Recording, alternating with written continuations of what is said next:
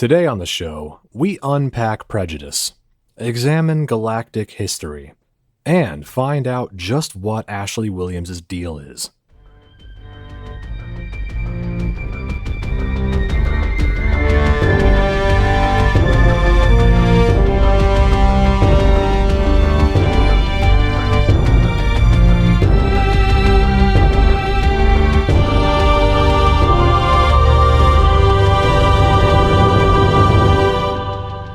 Welcome to Lore Party, the podcast that explores the stories, characters, and universes of our favorite video games. I'm Connor. And I'm Jaden. And the dynamic duo is back once again. Absolutely. They let me out of my hibernation chamber. It's been too long. Jaden, you and I are crossing the relay for the first time. I was going to say, this isn't Star Wars. Yeah, where are we? What galaxy are we in? Not the far, far away one, that's for sure. No. I like it though. I for our listeners, I like other things. As crazy as that sounds, I don't just know Star Wars and Fallout. We're both stepping out of our wheelhouses a little bit. It's unfamiliar territory. We're like Pathfinders from that one Mass Effect game we don't talk about. There was God, I wish they made another one. It sucked they only made 3. Yeah, it's fun to be talking about Mass Effect once again. I know that Lore Party hasn't covered Mass Effect in a little while. It's great to be kind of picking up that torch again and running with it. And for me, at least, I'm kind of a newbie to this whole setting. I actually hadn't played Mass Effect at all up until earlier this year when the remastered trilogy came out. So I'm coming into it fresh. And Jaden, I understand you've been a fan for a while, right? Kind of before my time, at least. I have been playing this since as long as I can remember. I think I even gave Andromeda a legitimate shot before I had to put it down for a little bit. I actually played Andromeda first too. That was my first Mass Effect game. That was your first one? Was. Oh, God, I'm so sorry. No, I started from the beginning. Oh my goodness. I liked Andromeda enough, not a lot obviously, but like enough that I wanted to give the trilogy a try. And having played at least through the first game now, I'm still kind of chipping away at Mass Effect 2 right now. I did gain an appreciation for some of the Ashley Williams discourse, and that's what is bringing us together today. That's what we're talking about today. Yeah. If you're familiar at all with Mass Effect, if you played even just the first game like me, the name Ashley Williams probably sets off some bells in your head. Like, uh-oh, here we go. Jaden, why is that? What's the discourse around Ashley Williams? Well, there's a big split in the Mass Effect community. You either think that she is a complex character who, throughout the series, experiences great growth, not only within her personal beliefs, but in the beliefs of cooperation between species as a whole, or she's a space Nazi. There is no in-between, because that's how the internet works. Yeah, there's definitely a label that has stuck to this character. And just, for context, Ashley Williams is a non-playable character you interact with, and she's kind of she's a companion character in Mass Effect. And the label that has stuck to her is that of, quote unquote, space racist. She's just bigoted against aliens. And, Jaden, you and I are here to say, just on the record, we get it. Yes. We understand the label. It's not necessarily wrong. I cannot argue with what the beliefs are because the evidence speaks for itself. But I do feel that there are a lot of people who maybe don't get to see the growth that Ashley's character goes through. And that's mostly because it seems that the same people who hate her are the same people that leave her to die. True. So they don't really get to see the growth that she goes through in the second and third game. Right. Yeah. Granted, she's not in the second game that much, but she's still there. But the third game is where she really, really does take on some new roles in the galaxy. Yeah, I think what made me interested in this topic that we're discussing on this episode is just when you really look at the context of galactic relations and Ashley's background and her life experiences leading up to her adventures with Commander Shepard. I think there's more to the conversation than just Ashley's a space racist. I think, that is a valid takeaway at first, at least, because that's how I felt. Like I said, I'm new to the series. I played Mass Effect 1 recently, and that was kind of my impression of like, ooh, I don't think I want to hang out with her anymore. But no, like you pointed out, and I've kind of seen the direction you were going in, that when you look at galactic history and you look at I guess the big nugget we'll get to soon is when humanity entered the galactic political scene. It was messy, and the generation that Ashley kind of belonged to, they had some experiences that colored their perceptions of the universe. So there's some stuff to get into, and before we can really talk a lot about the growth that Ashley experiences that Jaden you referred to, I think we'll need to lay some groundwork. We need to get a sense of what the galaxy looks like and the creatures in it. I think that would be the best way to do this. So we're going to give you Mm. guys a little bit of backstory first, and then we're going to dive into Ashley herself. I think it'll be a good little lesson in galactic race history for us all. I think so. So Earth is a messy place. Earth is violent. Earth is diverse. Earth is complicated, chaotic. And if you really just extrapolate that example on a galactic scale, other planets are also violent, chaotic, messy, and not everything goes cleanly. Yes. Yeah. So the galaxy of Mass Effect is home to a very broad array of unique species that kind of have to get along, and they haven't always gotten along. There's been stumbles along the way. And in fact, the period that humanity finds itself coming into is just like the galactic world that they find themselves coming into is just off the cusp of like several engagements that are almost plunge the galaxy into chaos. And so that's kind of why when you first meet the other species of the galaxy, they're kind of like, oh fuck, the humans are here. It's basically like that annoying kid Kevin that you met. It just grows up one day and is like, hey guys, you're like, oh fuck, he's an adult now, he can drink. Our co-host and friend Kevin is probably going to think you're taking a shot at him here, but that's that's true. It's the first name that popped in my head, but not him. Not him specifically, but no, yeah, there's that kid. We all knew that kid, and yeah, everybody knows a Kyle. That's better. There you go. Humanity was that kid though, because yeah, you have all these species that have just recently learned to sort of get along. You have the Asari, the Turians, the Krogans, the wise, scheming Solarians. It's a crowded field, to say the least. Mm-hmm. And like you alluded to, Jaden, these guys have fought each other already. Especially, I mean, there's bad blood between the Solarians and the Krogans, especially, for example. Mm-hmm. But right before humanity comes onto the scene in the Mass Effect lore, this group of species, all these kind of main players on the galactic stage, they sort of have come together and realized that, cooperation is preferable to conflict. They came together and formed what's called the Citadel Council. So yes, there has been this agreement that, of at least managing the conflict, if not preventing it. So, there's a very tenuous emphasis on that word, peace among the races of the galaxy. And then, like you said, Jaden, that kid shows up. Humanity shows up. So, but let's get into like just some of the examples of the conflicts you mentioned before humans even came along, because obviously it gets even more complicated after humans show up. But even before they did, things were not always copacetic. Exactly. So in the beginning, the Citadel Council was formed, and each species kind of took on a different role within the council itself. As for example, the Asari were the mediators. The Turians were basically the bulk military and peacekeeping forces. Although at the beginning, sometimes the Krogans were, helping out with that as well, and then that led to the Krogan rebellions, obviously. But that being said, the individual species were not like forced into the role. It wasn't like Futurama where you had your career chip installed, because we find, in the game you fight Solarians, for example, who are considered to be, peaceful scientific creatures, are mercenaries and pirates. Right. Sometimes you might find a Krogan who's running a restaurant. Yeah. Something like that. So it's not as if like they have to be a certain thing. Yeah, these alien species are just as varied and diverse as humans are. Like you have humans who are aggressive, you have humans who are peaceful, and these are fully fledged civilizations that have managed to form at least some semblance of a working relationship with each other. Mm-hmm. Absolutely. But while the council was created to stop galactic war, that didn't really work out very well.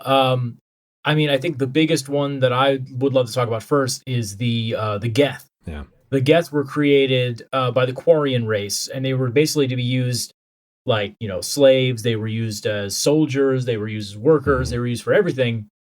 But the problem is they made them a little too good, and the Geth suddenly became sentient and said, "Hey, man, can you not? Can you not do that?" And the Quarian said, "No, I cannot not do that." Yeah. Which then the Geth went, "Hey, you know what you don't have anymore? A home to go to." So they blew up the home planet. Yeah, the Geth Quarian quandary that didn't end well. Then there, of course, you have the Rachni Wars. And you hear this war referred to many times in early on in Mass Effect 1, because it had a lot of very long term implications. That's kind of where the Krogan rebellion stemmed from. We mentioned the Yes. Krogans. They were genetically engineered to fight the Rachni. The Rachni were this kind of hive mind insectoid race that nearly overwhelmed the galaxy, and it was only because the muscle and the overwhelming numbers of the Krogan that pushed them back. However, they didn't take to peacetime very well. They kept making war against the Solarians and other races.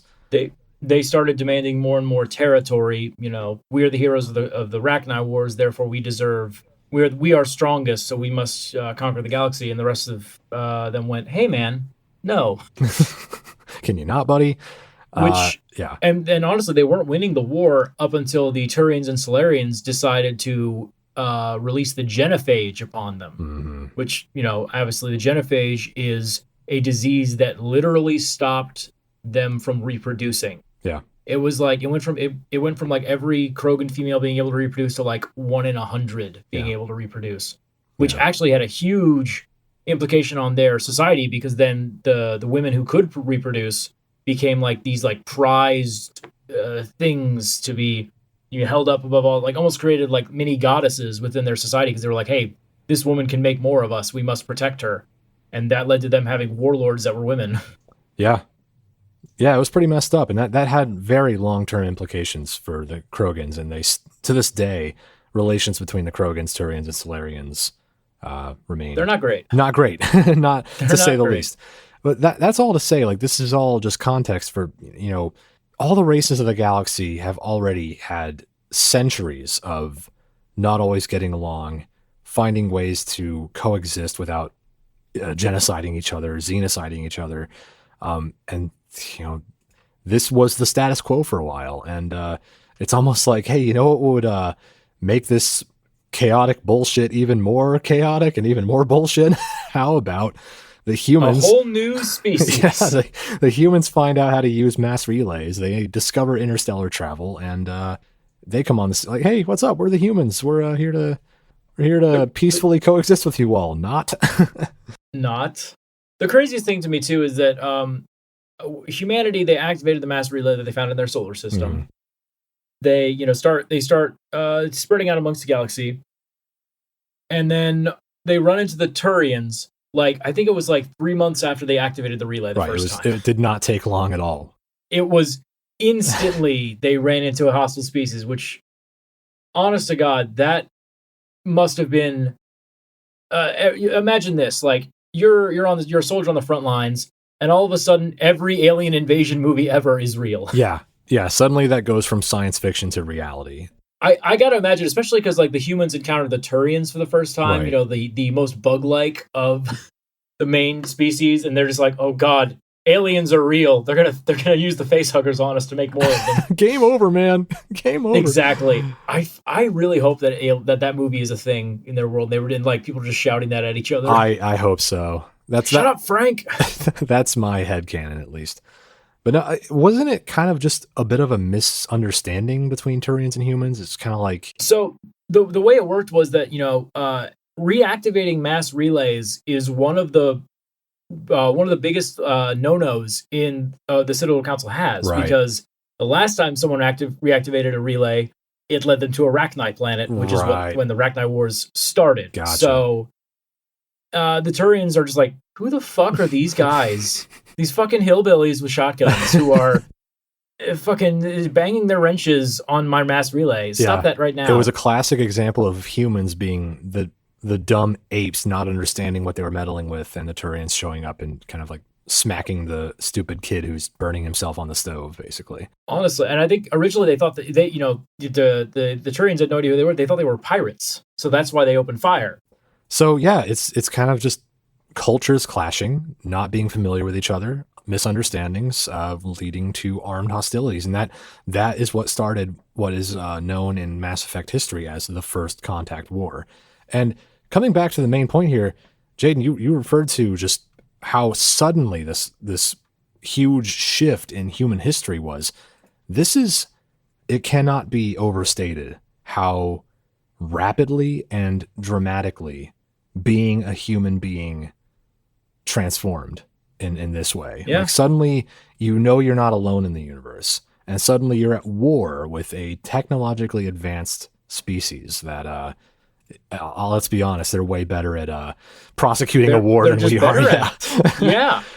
And there's more of them. There's a lot more. And this means mankind is now thrown headfirst into this radically new political reality. And, you're introduced not only just to the Turians, but to dozens of other new species. Absolutely. And I feel bad for two people.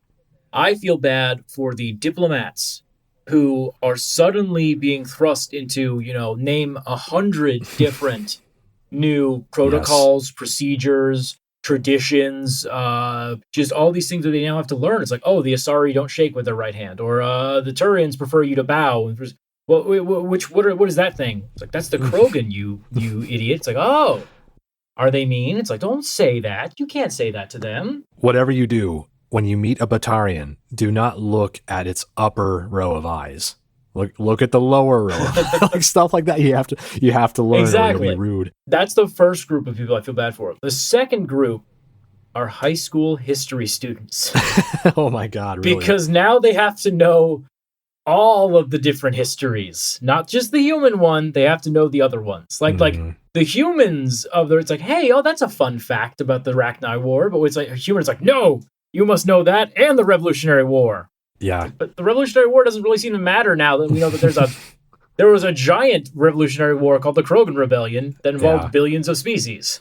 Yeah, everything that people have gone through on Earth seems very small by comparison. Exactly. And it was sink or swim. You had to just get used to this new existential status quo very quickly. And I think we can also feel sorry for the Turians, Asari, the other Citadel races who had to, take on the burden of introducing humanity to the rest of the galaxy and sort of getting them up to speed. They must have felt like they were just hand-holding children the whole time. Like, okay, well, this is called a mass relay. This is how it works. Can I have that planet? No, you can't have that planet. Why? Oh, it's owned by the Krogans from the Treaty of 4786. And, this has generational effects on humanity as a species. This is lasting repercussions for the entire Citadel space, the whole Citadel region of space.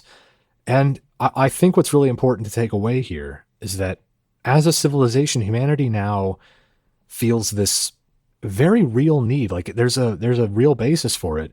There's this need to prove itself.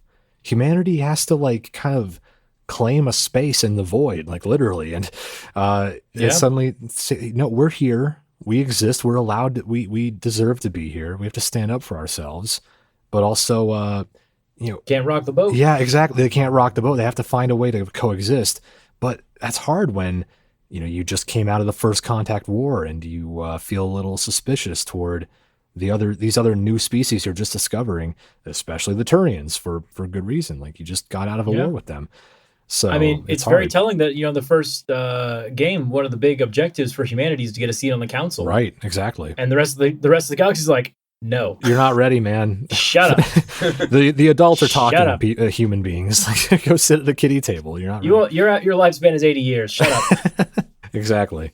Okay, we're going to take a quick break here, but stick around. We'll be right back. That's all to say, this was all background for the galaxy that Ashley Williams is born into and has to exist in. Yes. And, I think most of us are familiar with sort of the gist of Mass Effect. You play as Commander Shepard. He or she is in command of a ship, in a special mission. Yep. And on that ship and on that mission, is Ashley Williams. She's a human soldier, kind of serving in the human military, which is called the Systems Alliance. She's a gunnery chief, Mhm. which is a naval rank. Basically means she's kind of like a sergeant, kind of like a mid-level enlisted trooper, and a certified Yes. badass. She's a gunner, weaponry expert. She's tough. She's experienced, and She's much better than her rank would suggest, which we'll get into that in a exactly. minute. But one thing you really need to understand about her is that she comes from a military tradition. She comes from a long line of servicemen and servicewomen. In fact, her grandfather, General Williams, this is crazy. This seems cosmic. This General Williams was a man who surrendered the first garrison at a planet called Shanxi to the Turians during the First Contact War. He was the first human ever to surrender to an alien force. A very dubious distinction, to say the least. That's not a reputation most people want. It's not what you want to be known as. Right. And so, coming from that ancestry, the Williams family kind of has that shadow hanging over it.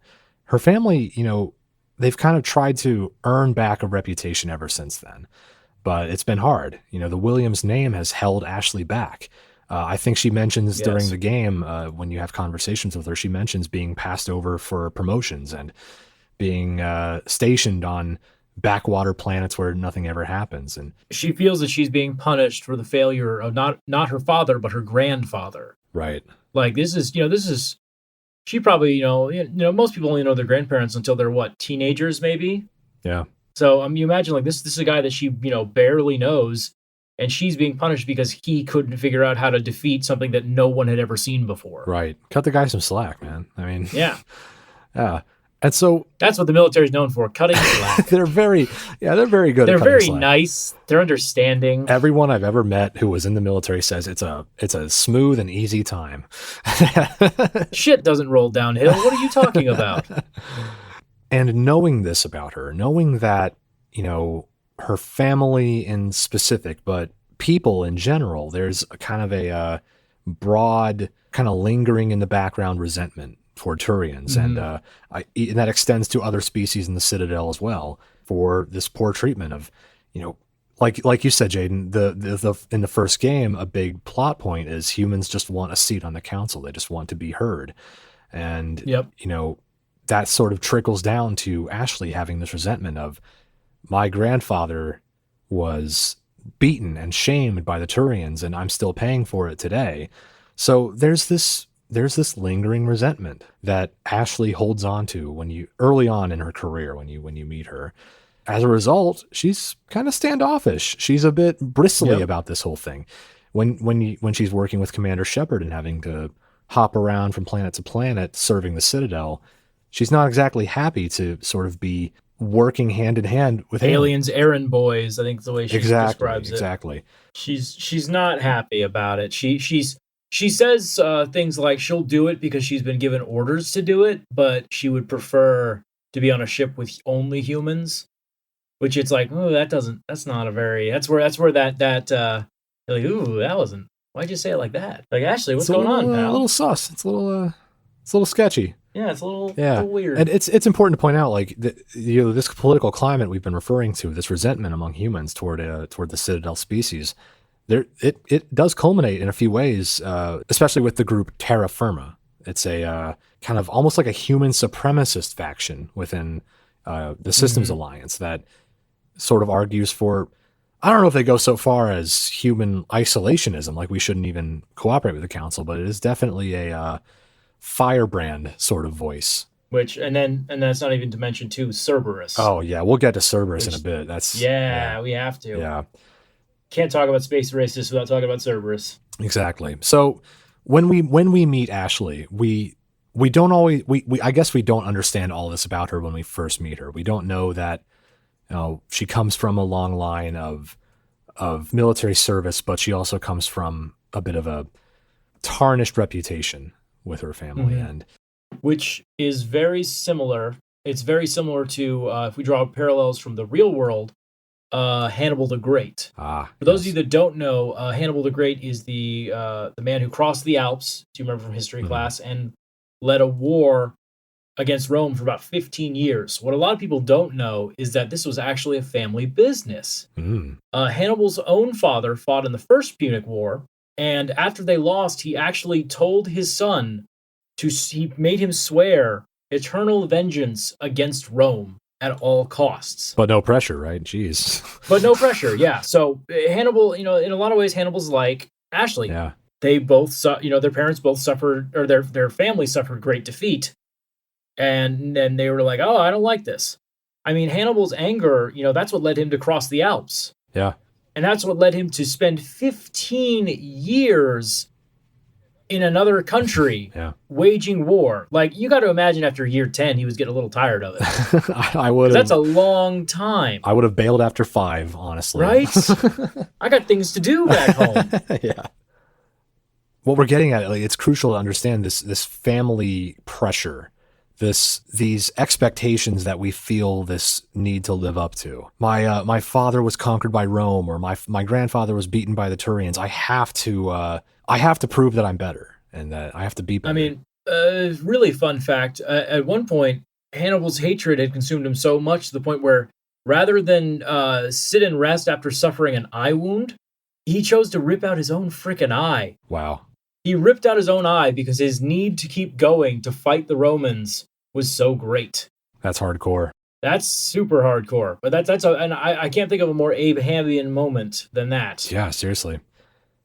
I'm happy to say, though, that I think Ashley as a character luckily avoids the path that Hannibal ended up taking. I think correct. While Hannibal allowed his hatred to consume him and sort of burn himself out trying to conquer Rome, what we have to give Ashley credit for is that eventually she faced her prejudices. She owned up to them, she took stock of them, and she rose above them. It's important to acknowledge that she eventually got to that point. I think too, living on the Normandy with other species kind of opened her eyes and made her see past the narrow dogmatic view that she had of other species, because at this time, there wasn't a lot of exposure going the other way. Humans really didn't have a lot of the average human didn't have a lot of contact with alien species unless they sought them out.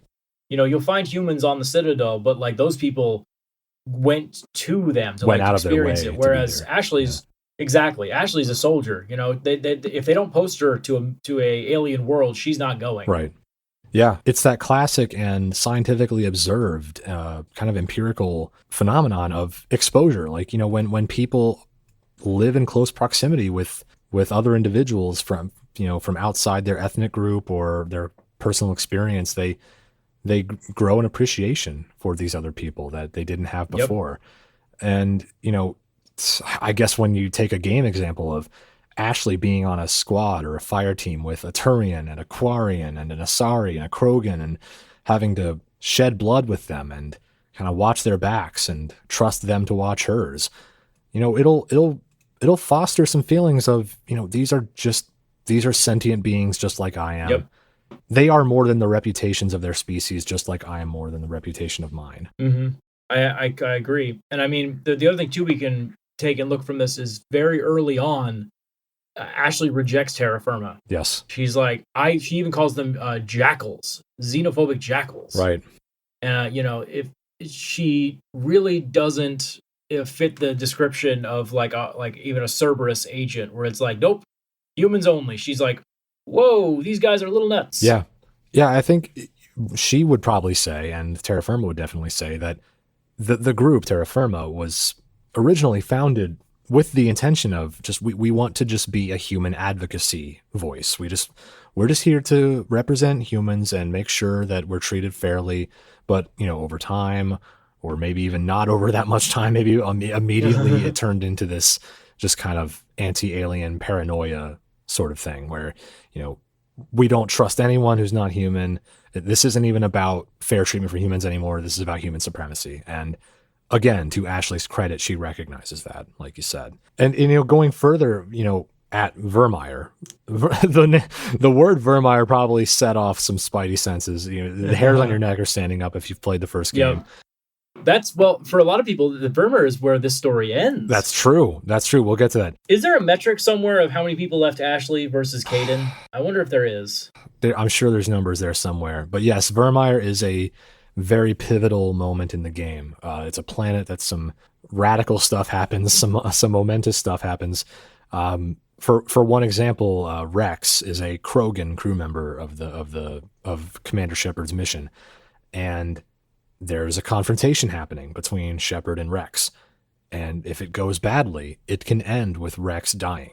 And in a lot of cases, it ends with Ashley shooting Rex on Shepard's orders, or because Rex is about to shoot Shepard. And Ashley doesn't hesitate. She's ready to go. She throws that heat. She pulls the trigger, kills Rex, doesn't think twice about it. And that could suggest that she's happy to kill Krogans and that she doesn't mind that at all. But on the flip side, though, there's a team of Solarian commandos that you team up with on that mission on Vermeer, and Ashley is also happy to go along with them, fight alongside them, work directly with them. And even later, she'll remark on their tenacity and their skill, and she'll express respect for them.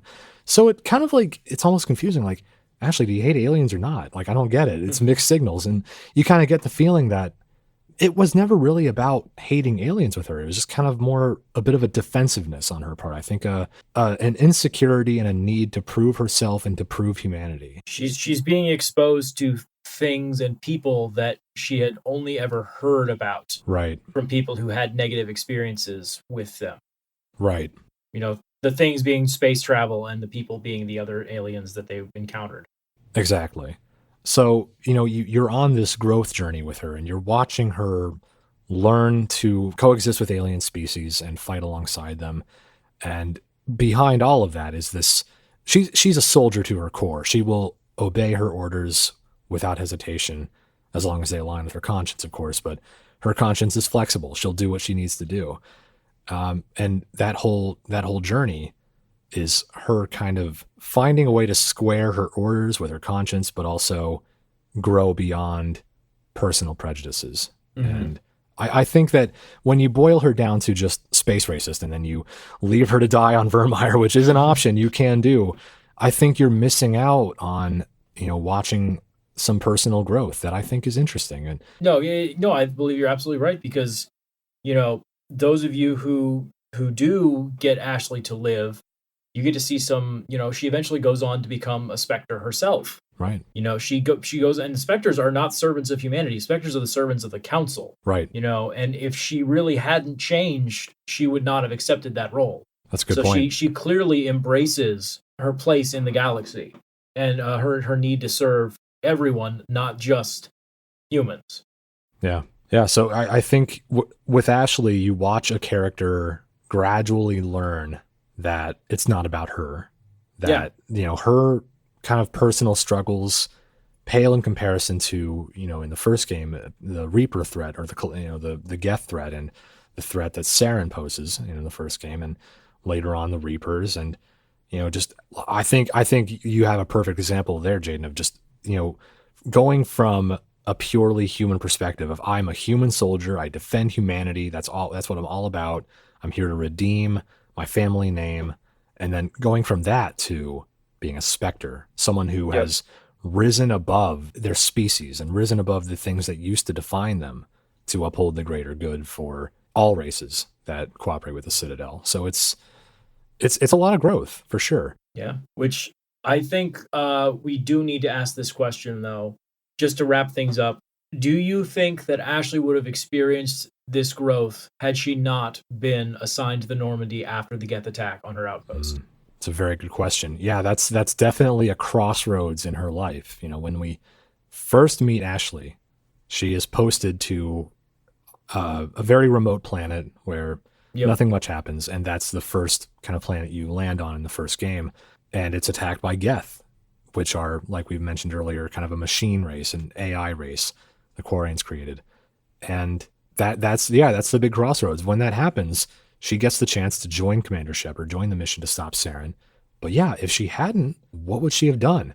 She would have been sitting there with this traumatizing event of watching her friends die after the Geth attack. And honestly, who's to know that Ashley would have even survived the Geth attack had Right. Shepard not shown up? Very easily, she could have been killed. Just like, what was his name? Jenkins? Yeah. Imagine yourself in Ashley's shoes. She's the only survivor in her squadron after an alien attack that mirrors almost perfectly what her grandfather went through all those years ago. Yeah. That's a good point. I could very easily see her getting blamed the way her grandfather did. It's the Williams. They can't take it. Right. They can't stomach alien combat. Right. Would she? I think honestly, I think she would have taken it personally. I think you're right. I think that Terra Firma or Cerberus would have gained another loyal soldier, to be completely honest, because Shepard really redeems her and saves her and, gives her life a new chance. Whereas I think that if she was isolated and alone, I mean, that's how terrorists are born. Exactly. When they don't think there's any other option, they will turn to the one thing they think will allow them to make a difference. Yeah, absolutely. In their minds. And I could totally see her being like, Cerberus, everything that's happened to my family, aliens are the cause. It should just be laid out for anyone not familiar. Cerberus, we mentioned earlier. If you took Terra Firma, a human supremacist organization, and you made it a bit more clandestine and better organized and better equipped, you basically have Cerberus. Cerberus was kind of Hydra. You have Hydra. Basically, like a human supremacist Hydra is how you can describe Cerberus. It's this black ops organization dedicated to keeping humanity at the forefront of the galaxy, kind of keeping them at the ready in case anything tries to come after us.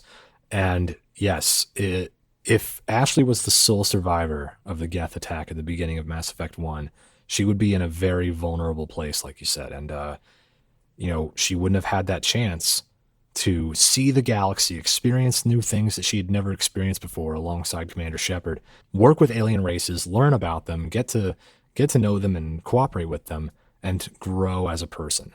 She could have stayed. Absolutely. She could have stayed stagnant and bitter and resentful and become one of the most feared and dangerous Cerberus operatives anyone's ever met.